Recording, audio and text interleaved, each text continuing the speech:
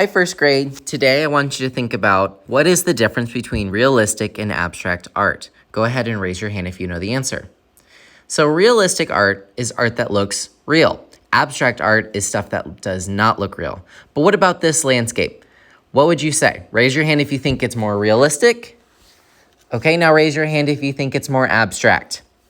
This one is both. Would you guys actually see melting clocks if you went out to the desert? Probably not. So this would be considered surreal. This is by Salvador Dali, and it's a really famous melting clock painting. For this project, you'll need to know about background, middle ground, foreground. It's really easy. I'm going to help you remember. So take a look all the way in the back. That's the background, where the clouds are, where the sky is.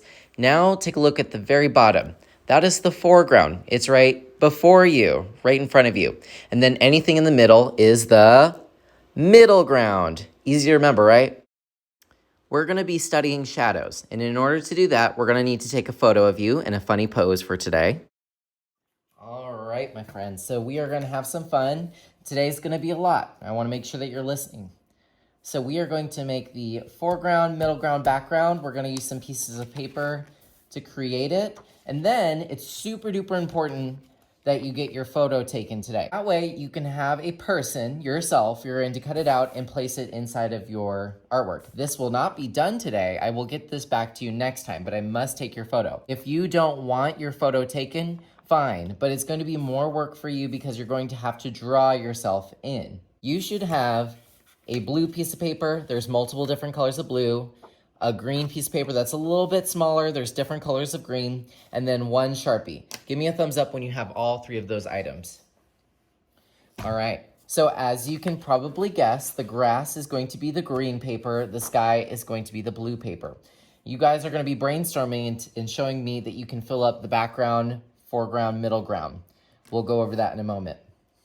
So now what I want you to do is I want you to take your green piece of paper. Go ahead and make sure it's in front of you and give me a thumbs up. I want you to make sure that it's horizontal. It's what? Horizontal. We are going to glue it onto the piece of paper like this in a horizontal fashion. That way all the sides line up. But I wanted to give you the option of making your grass look 3D. There is a little trick that you can do with your scissors. Don't get your scissors out yet. Just watch me first.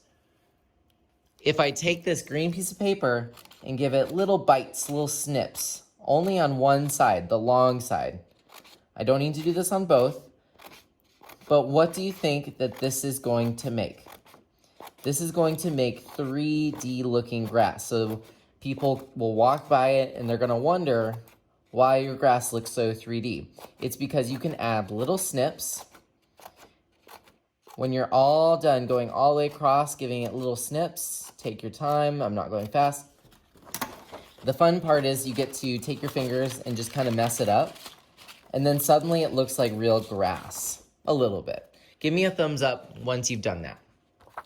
All right, go ahead and just get your big piece of paper. It should be long, nice and tall, vertical. And then you're going to take your piece of paper, you're going to line it up with the corners. Give me a thumbs up once you've done that. All right, now you're going to need your glue. I want you to watch first. Remember, you open the glue by spinning the top. Make sure you can hear it. You're going to have to take it upside down. Turn over your green piece of paper. Make sure that when you glue it on, the grass is up, not down. That would be super psycho crazy. And normally I say just a dot is a lot. You're going to need a dot for each corner. So there's 1, 2, 3, 4 corners. 1, 2, 3, 4. I'm going to give each one a dot, like so. But I've noticed that just 4 dots has not worked in the past and these fell off. So I want you to think of it this way. You're going to give it a dot for every corner, and then there is a big, long snake or worm in the yard. So I think this will work. Give it a dot for every corner, and then a worm in the yard. You're going to turn it over, and here's the hard part. Make sure you match up your corners. So think of them like boyfriend, girlfriend. Go ahead and match up the corners. They kissed. Ew. All right, other side. Be careful. Make sure the corners match up. Perfect. They kissed, they got married, and then you give your yard, your grass, a nice massage and bury that snake and worm so it never comes out of the ground again. Give us a thumbs up when you're ready. All right, if you could please make sure your glue is closed, your scissors are closed, put away. You are going to need your Sharpie. Make sure you have your Sharpie, put it on your paper so that we know you're ready. All right, so we need to write our name and class code down here. Make sure you do this slowly. Don't copy me quite yet. I'm gonna put Mr. Boatfield in the bottom left-hand corner because that is my name. Go ahead and write your name. You might want to do it small so you have a lot of area to draw today. Give me a thumbs up when you're ready. All right, on the right side, we are going to do our class code. I will pause the video and help you with your class code at this time. All right, so here's your independent work today. You guys are going to be brainstorming and coming up with things for your background and things in your middle ground and foreground. Your picture's gonna go kind of in the middle, so your picture will be standing in the middle ground. Foreground is anything at the bottom, background is anything in the back. Remember, we use markers and Sharpies to draw a line. We use the crayons to add color, so I want you to practice that today.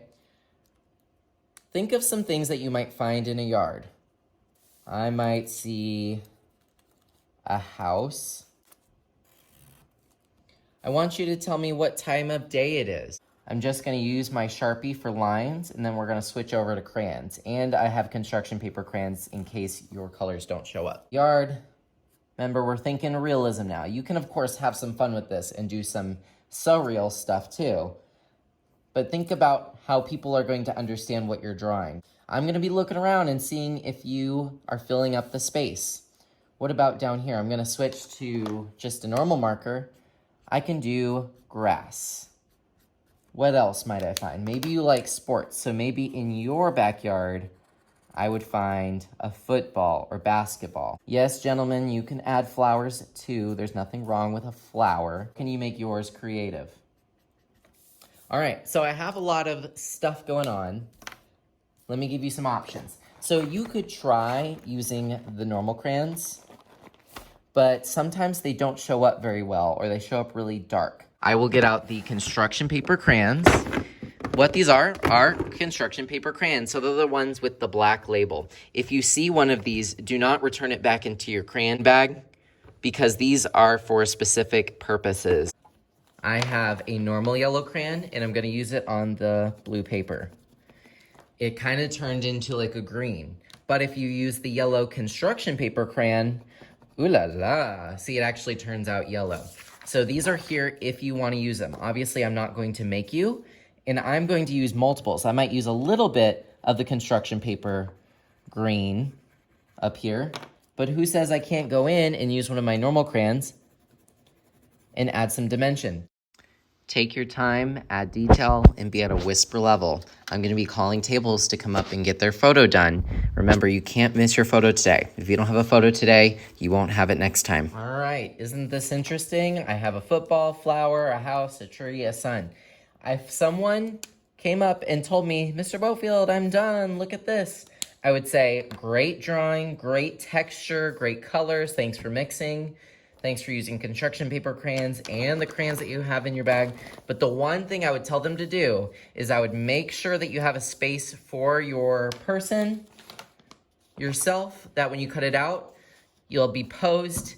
Maybe I'm throwing a football, I don't know. But think about your pose and then also fill up space. I shouldn't see a space this big without anything in it. So let's think, what are some things I might find in the sky to fill this up? Maybe some birds.